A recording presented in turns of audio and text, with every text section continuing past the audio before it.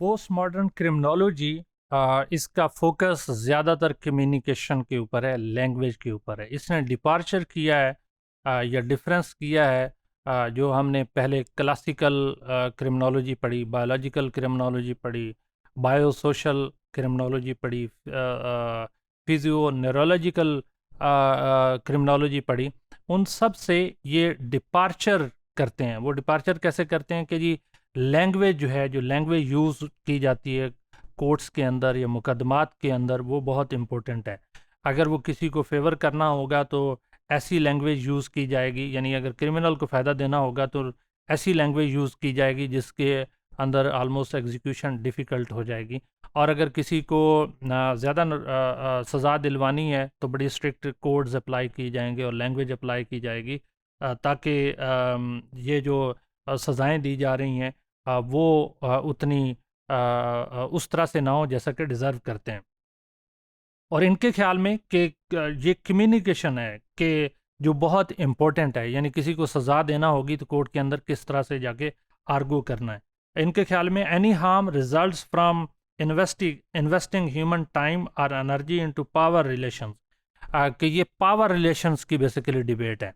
अगर जो एग्जीक्यूटर है या प्रोसिक्यूटर है उसकी, और जो वहाँ पे बंदा है, मिसाल के तौर पे अगर कोई गरीब कोर्ट में जाएगा तो शायद वकील या प्रोसिक्यूटर उस तरह से ना उस केस को इन्वेस्टिगेट करेगा, ना परसू करेगा, बल्कि उसकी लैंग्वेज ढीली ढाली होगी और वो उसका आर्गूमेंट स्लो होंगे। लेकिन अगर कोई अमीर चला जाएगा तो वो उसको एंथुजियास्टिकली फॉलो करेगा और उस आर्गूमेंट को, यानी उनको क्रिमिनल को बहुत ज़्यादा सज़ा दिलवाने की कोशिश करेगा। अगर उन दोनों के दरमियान में पावर रिलेशंस इम्बैलेंस होंगे, मिसाल के तौर पे एक तरफ गरीब मुल्ज़िम है और दूसरी तरफ अमीर है मुल्ज़िम है, तो वो कोशिश करेंगे कि अमीर बच जाए और गरीब को ज़्यादा सज़ा दी जाए। या ये भी होता है कि जो वहाँ पे बैठे हुए जो जुडिशल सिस्टम है और उसके अंदर ऑपरेटर्स हैं, वो ये देख रहे होते हैं कि हमने किसको बचाना है और किस तरह से बचाना है।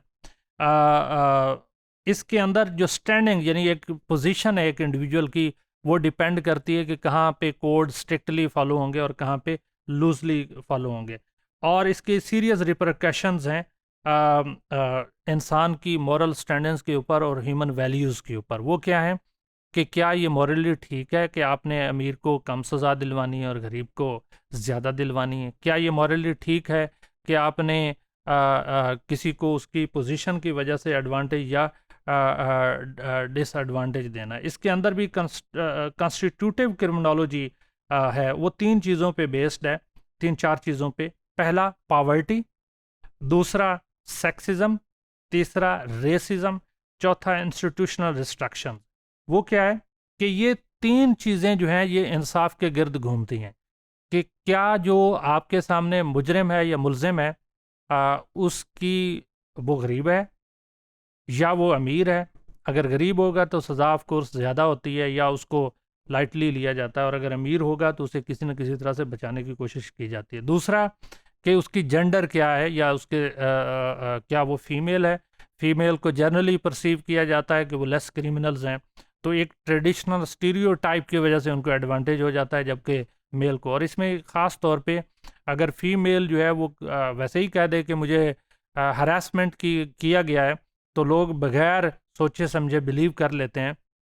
लेकिन अगर मेल कहे कि मुझे हरास किया गया है या मुझे धौंस धांधली का शिकार किया गया है, तो लोग उस पर हार्डली बिलीव करते हैं। अगर ख़ास तौर पे मेल जाके फीमेल के ऊपर कहे कि जिसने मुझे ऐसा किया है, तो ख़ास तौर पे हमारी जैसी पाकिस्तानी सोसाइटी में उस पर कोई भी नहीं बिलीव करता। इसी तरह रेसिज्म जो है ये बहुत इम्पोर्टेंट है कि किसी इंडिविजुअल ने कितना उसकी रेस क्या है, उसकी आइडेंटिटी क्या है, और वो किस तरह से क्या उसी आइडेंटिटी और रेस के लोग जो है वो किसी डिफरेंट आइडेंटिटी और रेस के लोगों को किस तरह से बचा रहे हैं या सजा दिलवा रहे हैं।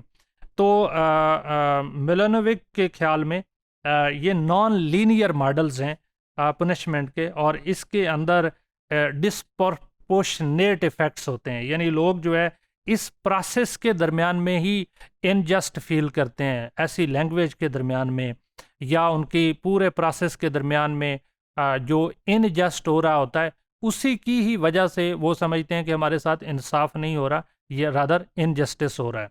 तो हमने पोस्ट मॉडर्न क्रिमिनोलॉजी, जिसने डिपार्चर किया है फ्रॉम द ट्रेडिशनल क्लासिकल और modern contemporary sociology into the post modern, जिसमें मॉडर्निटी के बाद के लैंग्वेज का इस्तेमाल, किसी की पावर एंड पोजीशन का और पावर रिलेशन में किस तरह का इफेक्ट होता है, ये हमने डिस्कस किया। और पोस्ट मॉडर्न क्रिमिनोलॉजी इन एस्पेक्ट्स को बड़ी सीरियसली डिस्कस करती है और वो कहती हैं कि क्रिमिनल प्रोसीजर्स अगर इस कॉन्टेक्स्ट में डिज़ाइन किए जाएं तो वो क्रिमिनल्स की फेवर में होते हैं, लेकिन या वो दूसरे जो मुद्दई है उसकी फेवर में होते हैं। तो ये पोस्ट मॉडर्न क्रिमिनोलॉजी का बेसिक आर्गूमेंट ये है कि एक पोजीशन के एक इंडिविजुअल के पावर रिलेशन क्या है किसी पूरे उस क्रिमिनल जस्टिस सिस्टम के अंदर।